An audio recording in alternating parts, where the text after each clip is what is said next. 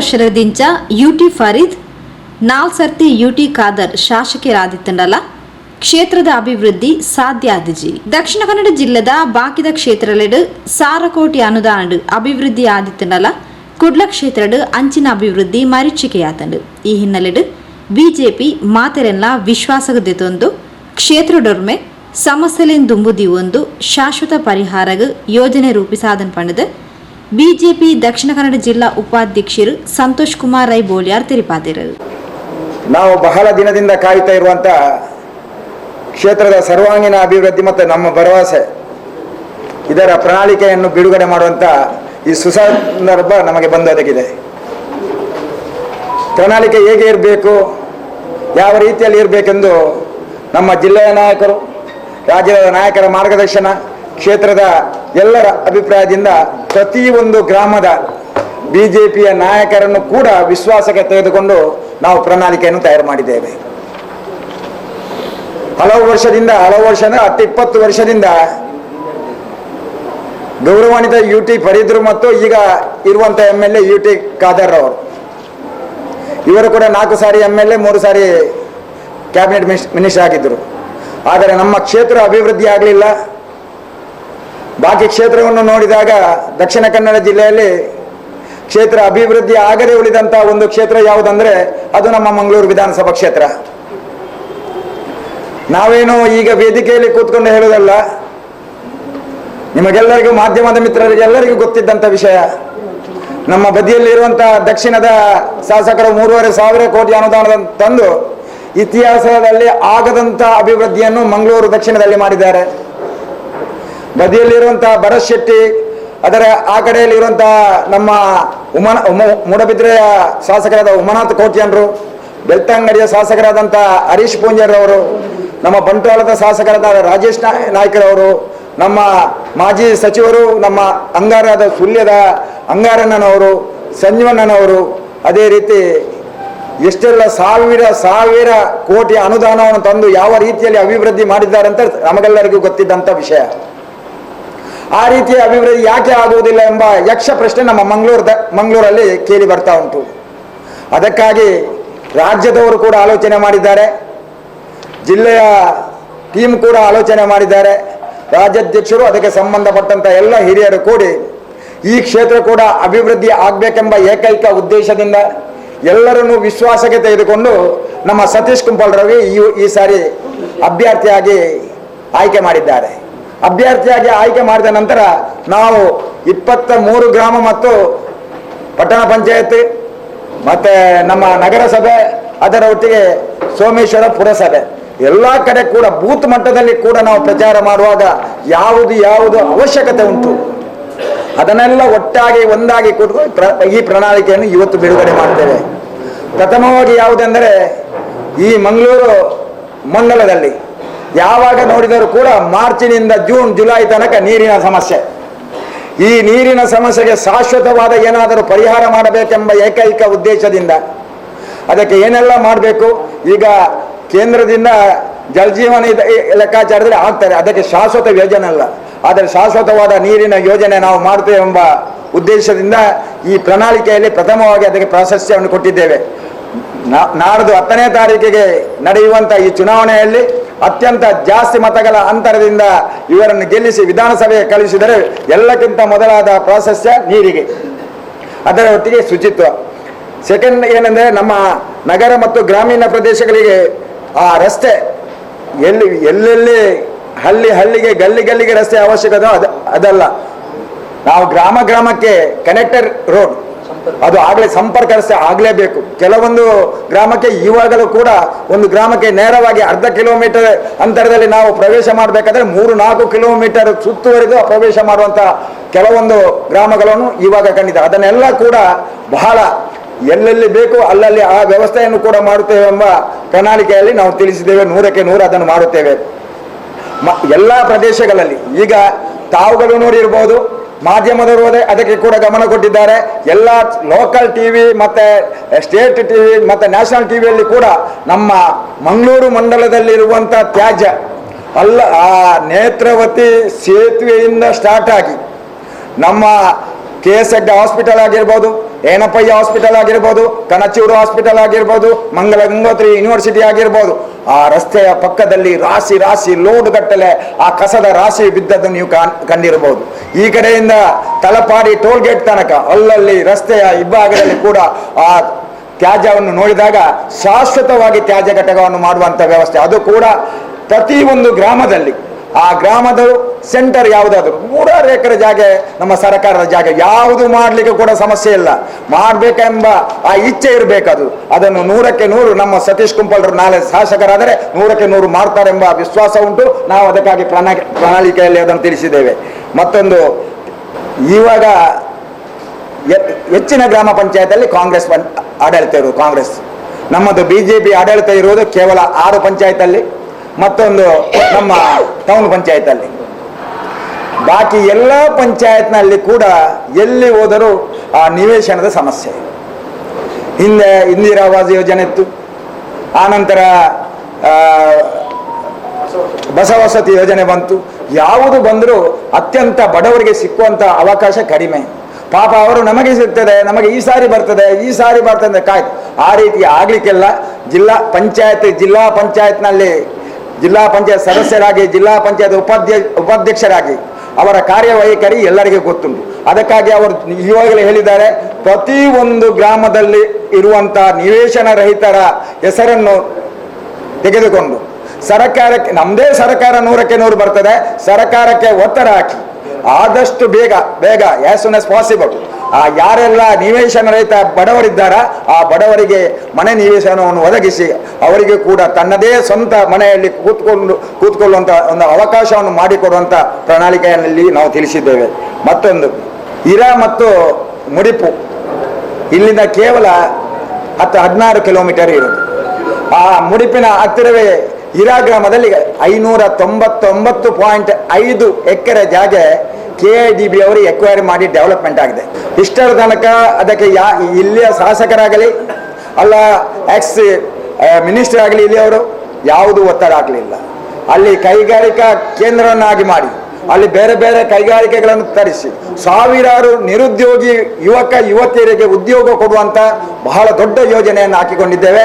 ಅದು ಸತೀಶ್ ಕುಂಪಲ್ರವರು ಶಾಸಕರಾಗಿ ವಿಧಾನಸಭೆಗೆ ಹೋದರೆ ಅದನ್ನೂ ಕೂಡ ಅಲ್ಲಿ ಪ್ರಸ್ತಾಪಿಸಿ ಯಾರ್ಯಾರಿಗೆ ಒತ್ತಡ ಹಾಕಲಿಕ್ಕೆ ಉಂಟು, ಕೇಂದ್ರಕ್ಕೆ ಬೇಕಾದ ಕೇಂದ್ರದಲ್ಲಿ ನಮ್ಮದೇ ಸರ್ಕಾರ ಉಂಟು, ರಾಜ್ಯದಲ್ಲಿ ನಮ್ಮದೇ ಸರ್ಕಾರ ಬರ್ತದೆ, ಸಾವಿರಾರು ಯುವತಿಯರಿಗೆ ಒಂದು ಉದ್ಯೋಗದ ಅವಕಾಶವನ್ನು ಕೂಡ ಮಾಡಿಕೊಡ್ತೇವೆ ಎಂಬ ಪ್ರಣಾಳಿಕೆಯಲ್ಲಿ ತಿಳಿಸಿದ್ದೇವೆ.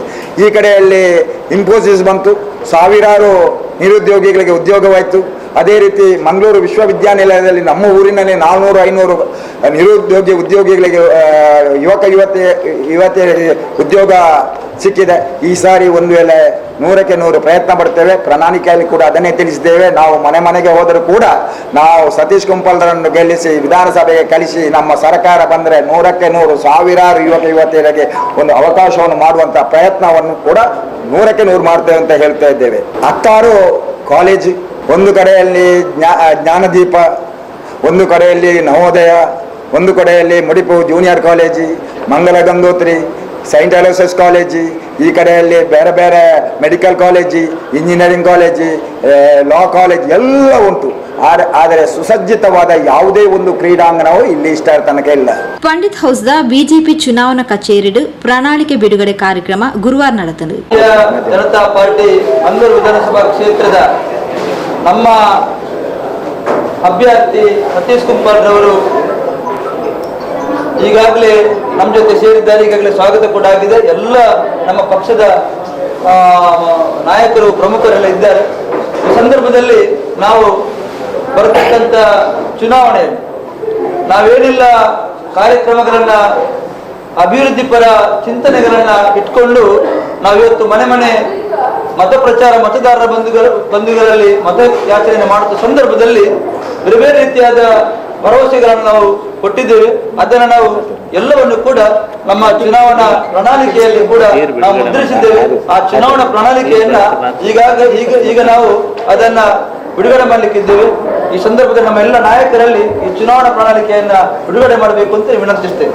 ಈ ಪೊರ್ತು ಪಾತೆರ್ನ ಸಂತೋಷ್ ಕುಮಾರ್ ರೈ ಬೋಳಿಯಾರ್ ಪ್ರಣಾಳಿಕೆಡು ಕೊರ್ನ ಭರವಸೆಲು ಪ್ರತಿ ಇಲ್ಲಾಗ ಪರ್ಪಿನ ನೀರಿನ ಸೌಲಭ್ಯ ಸಮರ್ಪಕ ಅನುಷ್ಠಾನ ನಗರ ಬೊಕ್ಕ ಗ್ರಾಮೀಣ ಪ್ರದೇಶಲೆಗ್ ಸಂಪರ್ಕ ಕಲ್ಪಿಸಾವುನ ತಾದಿಲೆದ ಅಭಿವೃದ್ಧಿ ಮಾತಾ ಪ್ರದೇಶಲೆಡ್ ತ್ಯಾಜ್ಯ ವಿಲೇವಾರಿ ಸಮರ್ಪಕ ಕ್ರಮದ ನಿಟ್ಟಿಡು ಕೈಕೊಂದು ಸ್ವಚ್ಛ ಉಳ್ಳಾಲ ನಿರ್ಮಾಣಗ್ ತ್ಯಾಜ್ಯ ವಿಲೇವಾರಿ ಘಟಕ ನಿರ್ಮಾಣ ಪ್ರತಿ ಬಡ ಕುಟುಂಬಲೆಗ್ ಇಲ್ಲು ನಿವೇಶನ ಬೊಕ್ಕ ವಸತಿ ನಿರ್ಮಾಣಗ್ ಸಂಕಲ್ಪಿಸಾದನ್ ಪಂಡ ತೆರಿಪಾಯರು ತೊಕ್ಕೋಟದ ಹೃದಯ ಭಾಗಡ್ ಸುಸಜ್ಜಿತವಾಯಿನ ಅಬ್ಬಕ ಭವನ ನಿರ್ಮಾಣ ಮಾತಾ ಸಾರ್ವಜನಿಕ ಬಸ್ ನಿಲ್ದಾಣಲೆಡ್ ಬೊಕ್ಕ ಜನನಿಬಿಡ ಪ್ರದೇಶಲೆಡ್ ಸ್ವಚ್ಛ ಶೌಚಗೃಹ ವ್ಯವಸ್ಥೆ ಅಂಚನೆ ಪರ್ಪಿನ ನೀರಿದ ವ್ಯವಸ್ಥೆ ರೈಲ್ವೆ ಅಂಡರ್ ಪಾಸ್ ನಿರ್ಮಾಣಗ ಪ್ರಯತ್ನ ಉಳ್ಳಾಲ ಬೊಕ್ಕ ಫರಂಗಿಪೇಟೆಡ್ ಅಗ್ನಿಶಾಮಕ ಠಾಣೆ ಸುರುಮಲ್ಪನಿ ನೇತ್ರಾವತಿ ತುದೆ ನೈರ್ಮಲ್ಯಗ್ ವ್ಯವಸ್ಥೆ ಮಲ್ತದ ಜಲ ಸಂರಕ್ಷಣೆಗೆ ಕ್ರಮ ವಿಶ್ವ ದರ್ಜದ ಸಾಂಸ್ಕೃತಿಕ ಪ್ರವಾಸೋದ್ಯಮ ಕ್ಷೇತ್ರ ಆದ ಪರಿವರ್ತನೆ ತೊಕ್ಕೋಟು ಬಸ್ ನಿಲ್ದಾಣ ಮೇಲ್ದರ್ಜೆಗ್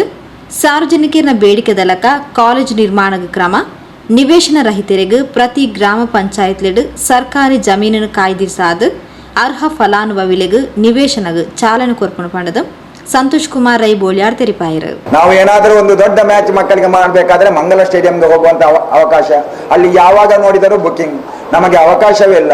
ಆದುದರ ಮಂಗಳೂರು ಮಂಡಲದಲ್ಲಿ ಕೂಡ ಸರ್ಕಾರಿ ಜಾಗ ಉಂಟು. ಆ ಸರ್ಕಾರಿ ಜಾಗದಲ್ಲಿ ಒಂದು 100 ಎಕರೆ ಜಾಗದಲ್ಲಿ ಸುಸಜ್ಜಿತವಾದ ಕ್ರೀಡಾಂಗಣ, ಅತ್ಯಂತ ಪ್ರತಿಭಾವಂತ ಕ್ರೀಡಾಪಟುಗಳು ನಮ್ಮಲ್ಲಿದ್ದಾರೆ. ಅವರಿಗೆ ಅವಕಾಶ ಮಾಡಿಕೊಡುವಂತ ಬಹಳ ವಿಶಾಲವಾದ ಒಂದು ಕನಸನ್ನು ಕಾಣ್ತಾ ಇದ್ದೇವೆ. ಮತ್ತೊಂದು, ಉಳ್ಳಾಲ ಮತ್ತು ಸೋಮೇಶ್ವರ ಉಚ್ಚಿಲ ಭಾಗದಲ್ಲಿ ಮೀನುಗಾರಿಕೆ ಜಟ್ಟಿ. ನಾವು ಇಲ್ಲಿಂದ ಸೋಮೇಶ್ವರ ದೇವಸ್ಥಾನಕ್ಕೆ ಹೋದರೆ ಉಚ್ಚಿಲ ಕಡೆ ನೋಡುವಾಗ ಅಲ್ಲಲ್ಲಿ ಆ ಬೋಟನ್ನು ಎಳೆದು ನಿಲ್ಲಿಸುವಂತ ಕೆಲಸ. ಇಲ್ಲಿಂದ ಮೊಗವೀರ ಪಟ್ಟಣ ಆ ಕಡೆಗೆ ಹೋಗುವ ಕೂಡ ಅದು ಯಾವುದು ಕೂಡ ವ್ಯವಸ್ಥಿತವಾಗಿ ಇಲ್ಲ. ಇಷ್ಟೊಂದು ಸುಂದರವಾದ ಬೀಚ್ ಇರುವಾಗ, ಇಷ್ಟೊಂದು ಸುಂದರವಾದ ಕಡಲ ಕಿನಾರೆ ಇರುವಾಗ ನಾವು ಮಾಡಲೇಬೇಕಿತ್ತು. ಯಾಕೆ ಮಾಡಲಿಲ್ಲ ಅಂದರೆ ನಮಗೆ ಅರ್ಥವೇ ಆಗುವುದಿಲ್ಲ. ಮಂಗಳೂರು ದಕ್ಷಿಣದಲ್ಲಿ ಎಲ್ಲಿ ನೋಡಿದರೂ ವ್ಯವಸ್ಥಿತವಾದ ವ್ಯವಸ್ಥೆ ಉಂಟು. ನಾವು ಮಂಗಳೂರಲ್ಲಿ ಕೂಡ ಅದನ್ನು ವ್ಯವಸ್ಥಿತ ರೀತಿಯಲ್ಲಿ ಮಾಡುತ್ತೇವೆ ಎಂಬ ಒಂದು ಮಾತನ್ನು ಕೊಟ್ಟಿದ್ದೇವೆ, ಪ್ರಣಾಳಿಕೆಯಲ್ಲಿ ಕೂಡ ತಿಳಿಸಿದ್ದೇವೆ. ಮತ್ತು ಉಳ್ಳಾಲದಿಂದ ತಲಪಾಡಿಯವರೆಗೆ ಸಮುದ್ರ ಶಾಶ್ವತ ತಡೆಗೋಡೆ. ಜುಲೈ, ಆಗಸ್ಟ್, ಸೆಪ್ಟೆಂಬರ್, ಅಕ್ಟೋಬರ್ ಈ 4 ತಿಂಗಳಲ್ಲಿ ಎಲ್ಲಿ ನೋಡಿದರೂ ಕಡಲ್ ಕೊರತೆ, ಎಲ್ಲಿ ನೋಡಿದರೂ ಕಡಲ್ ಕೊರತೆಯಿಂದ ಆ ಮನೆ ಬಿದ್ದೋಯ್ತು, ಆ ಬೋಟು ಇದಾಯ್ತು, ಇಲ್ಲದಿದ್ದರೆ ದೇವಸ್ಥಾನ ಹೋಯ್ತು, ಸ್ಮಶಾನ ಹೋಯ್ತು, ಎಲ್ಲವೂ ಕಳ್ಕೊಂಡಿದ್ದೇವೆ. ಅದಕ್ಕೆ ಶಾಶ್ವತವಾದ ಅಂಗಾರವರು ನಮ್ಮ ಬಂದರು ಮಿನಿಸ್ಟರ್ ಆಗಿದ್ದಾಗ ರಾಜ್ಯಾಧ್ಯಕ್ಷರ ಸಮ್ಮುಖದಲ್ಲಿ ಮಾತನಾಡಿ ಶಾಶ್ವತವಾಗಿ ನಮ್ಮ ಉಚ್ಚಿಲದಲ್ಲಿ 25 ಕೋಟಿಯ 2 ಕಿಲೋಮೀಟರ್ ಆ ಶಾಶ್ವತ ಗೋಡೆಯನ್ನು ನಿರ್ಮಿಸುವ ಯೋಜನೆ ಮಾಡಿದ್ದಾರೆ. ಅದರ ಒಟ್ಟಿಗೆ ಇನ್ನು ನಮ್ಮ ಸತೀಶ್ ಕುಂಪಲ್ರವರು ವಿಧಾನಸಭೆಗೆ ಪ್ರವೇಶ 100ಕ್ಕೆ 100 ಮಾಡ್ತಾರೆ. ಅದಕ್ಕೆ ಶಾಶ್ವತವಾದ ಎಷ್ಟು 1000 ಕೋಟಿ ಆಗಲಿ ನಮ್ಮ ಮುಖ್ಯಮಂತ್ರಿ ಮತ್ತು ನಮ್ಮ ರಾಜ್ಯದ ಅಧ್ಯಕ್ಷರು ಮತ್ತು ಸಂಬಂಧಪಟ್ಟಂತ ಅಧಿಕಾರಿ ವರ್ಗದವರನ್ನು ಕರೆಸಿ ಕೇಂದ್ರಕ್ಕೆ ಕೂಡ ಒತ್ತಡ ಹಾಕಿ ಯಾವ ಟೆಕ್ನಾಲಜಿ ಬೇಕು ಆ ಟೆಕ್ನಾಲಜಿ ಮುಖಾಂತರವಾಗಿ ಶಾಶ್ವತವಾದ ಕಡಲ್ ಕೊರತೆಗೆ ಶಾಶ್ವತವಾದ ಒಂದು ಯೋಜನೆಯನ್ನು ಹಾಕಿಕೊಳ್ಬೇಕು. ಇಷ್ಟರ ತನಕ ಎಷ್ಟು 1000 ಕೋಟಿ ಹಣವನ್ನು ತಂದು ಸಮುದ್ರಕ್ಕೆ ಹಾಕಿದ್ದೇವೆ ಅಂದರೆ ನಿಮಗೂ ಗೊತ್ತುಂಟು, ನಮಗೂ ಗೊತ್ತುಂಟು. ಅಲ್ಲಿಯ ನಿರಾಶ್ರಿತರಿಗೆ ಯಾವುದೇ ಒಂದು ಉತ್ತರ ಕೊಟ್ಟರೂ ಕೂಡ ನಮಗೆ ಸಮಜಾಯಿಸಲಿಕ್ಕೆ ಅಸಾಧ್ಯವಾದಂಥ ಒಂದು ಇದು. ಈ ರೀತಿ ಆಗಲಿಕ್ಕೆ ಸಾಧ್ಯವಿಲ್ಲ. ಅದು ಕೂಡ ನಾವು ಪ್ರಣಾಳಿಕೆಯಲ್ಲಿ ತಿಳಿಸಿದ್ದೇವೆ. ಮತ್ತೆ ತೊಕ್ಕೊಟ್ಟು ಹೃದಯ ಭಾಗ ಯಾವುದೆಂದರೆ ಇದೇ Thokkottu bus stand. Thokkottu bus ಸ್ಟ್ಯಾಂಡ್ನ ಬದಿಯಲ್ಲಿ ಒಂದು 2 ಎಕರೆ ಬಹಳ ಸುಂದರವಾದ ಜಾಗ ಉಂಟು. ನಮ್ಮ ಯಡಿಯೂರಪ್ಪಜಿಯವರು ಪ್ರಥಮ ಬಾರಿ ಮುಖ್ಯಮಂತ್ರಿ ಆದಾಗ ಅವರು ಆ ಸಮಯದಲ್ಲಿ 2 ಕೋಟಿ ಅನುದಾನವನ್ನು ಇಟ್ಟಿದ್ರು. ಆನಂತರ ಸದಾನಂದ ಗೌಡರವರು ಮುಖ್ಯಮಂತ್ರಿ ಆದಾಗ ಅದಕ್ಕೆ 2 ರಿಂದ 6 ಕೋಟಿ ಇತ್ತು. ಜಾಸ್ತಿ ಆದರೂ ಕೂಡ ಇಷ್ಟರ ತನಕ ಅಬ್ಬಕ್ಕ ಭವನ ಆಗಲೇ ಇಲ್ಲ. ಈ ಅಬ್ಬಕ್ಕ ಭವನವನ್ನು 100ಕ್ಕೆ 100 ಅತ್ಯಂತ ಸುಂದರವಾಗಿ, ಅತ್ಯಂತ ವ್ಯವಸ್ಥಿತ ರೀತಿಯಲ್ಲಿ, ಯಾವ ರೀತಿಯಲ್ಲಿ ಅದನ್ನು ಉಪಯೋಗ ಮಾಡಲಿಕ್ಕೆ ಸಾಧ್ಯ ಉಂಟು ಆ ರೀತಿಯಲ್ಲಿ ಮಾಡಿ ಅದನ್ನು ಲೋಕಾರ್ಪಣೆ ಮಾಡುವಂಥ ಕನಸನ್ನು ಕಾಣ್ತೇವೆ. ಅದು ಕೂಡ ನಾವು ಪ್ರಣಾಳಿಕೆಯಲ್ಲಿ ತಿಳಿಸಿದ್ದೇವೆ. ಮತ್ತು ನಮ್ಮ ಬಸ್ ಸ್ಟ್ಯಾಂಡ್ ನೀವು ನೋಡಿರ್ಬೋದು, ನಮ್ಮ ಉಳ್ಳಾಲ ನಗರಸಭೆಯಲ್ಲಿರುವ ತೊಕ್ಕೊಟ್ಟಿನ ಬಸ್ ಸ್ಟ್ಯಾಂಡ್ ಯಾವ ರೀತಿಯಲ್ಲಿ ಇದೆ ಅಂತ. ಯಾವ ರೀತಿಯಲ್ಲಿ ಒಂದು ಯಾವುದಾದರೂ ಸ್ಲಮ್ಮಲ್ಲಿ ಕೂಡ ಆ ರೀತಿ ಇಲ್ಲ. ಅದಕ್ಕಿಂತಲೂ ಈ ಕೆಳಮಟ್ಟದಲ್ಲಿ ಮಂಗಳೂರಲ್ಲಿ ನೋಡಿ ಒಂದೊಂದು ಯಾವ ಟೆಕ್ನಾಲಜಿಯನ್ನು ಯೂಸ್ ಮಾಡಿ ಯಾವ ರೀತಿಯಲ್ಲಿ ಬಸ್ ಸ್ಟ್ಯಾಂಡ್ ಮಾಡಿದ್ದಾರೆ. ಈ ಬಸ್ ಸ್ಟ್ಯಾಂಡಲ್ಲಿ ಯಾರಾದ್ರೂ ಕೂತ್ಕೊಳ್ಳಿಕ್ಕೆ ಸಾಧ್ಯ ಇಲ್ಲ. ಅಲ್ಲಿ ಅಲೆಮಾರಿ ದನ, ಅಲೆಮಾರಿ ಆಡು, ಕುರಿಗಳು ಮಲಗುವಂಥ ಪರಿಸ್ಥಿತಿ ಒದಗಿದೆ. ಅದು ಕೂಡ ವ್ಯವಸ್ಥಿತ ರೀತಿಯ ಎಲ್ಲ ಕೇವಲ ತೊಕ್ಕೊಟ್ಟಿನ ಜಂಕ್ಷನಲ್ಲೆಲ್ಲ ಈ ಮಂಗಳೂರು ಮಂಡಲದ ಯಾವ ಕಡೆಯಲ್ಲಿ ವ್ಯವಸ್ಥಿತ ರೀತಿಯ ಬಸ್ ಸ್ಟ್ಯಾಂಡ್ ಬೇಕು ಆ ಬಸ್ ಸ್ಟ್ಯಾಂಡ್ ಕೂಡ ನಾವು ನಿರ್ಮಿಸ್ತೇವೆ ಎಂಬ ಒಂದು ಭಾವನೆಯನ್ನು ವ್ಯಕ್ತಪಡಿಸಿ ಇಲ್ಲಿ ತಿಳಿಸಿದ್ದೇವೆ ಪ್ರಣಾಳಿಕೆಯಲ್ಲಿ. ಮತ್ತೆ ನೇತ್ರಾವತಿ ನದಿ ನೈರ್ಮಲ್ಯಕ್ಕೆ ವ್ಯವಸ್ಥೆ ಮಾಡಿ ಜಲ ಸಂರಕ್ಷಣೆಗೆ ಗಮನ ಹರಿಸುವುದು. ಕೆಲವೊಂದು ದೊಡ್ಡ ದೊಡ್ಡ ಮೀನಿನ ಫ್ಯಾಕ್ಟರಿ ಉಂಟು.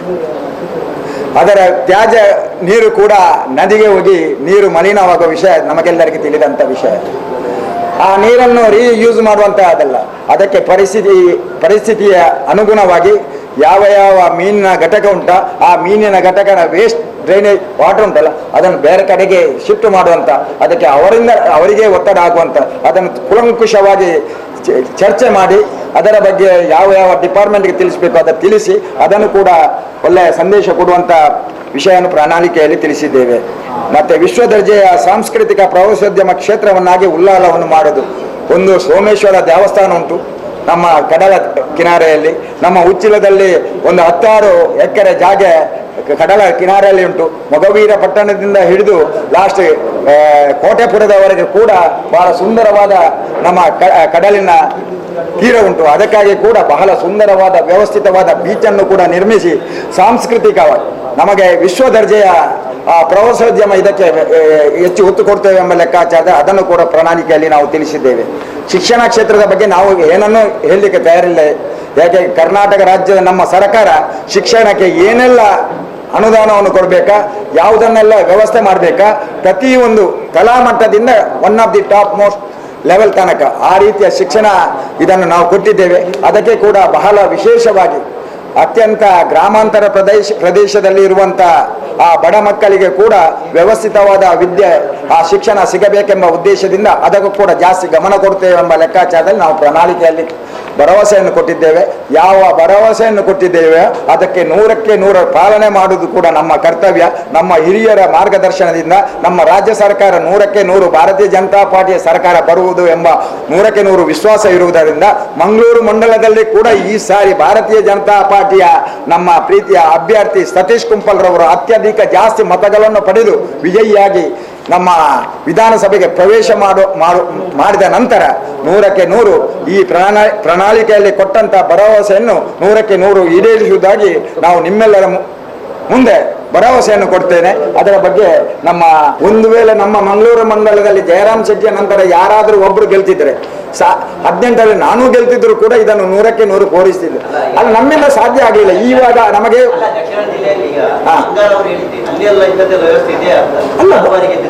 ಯಾರು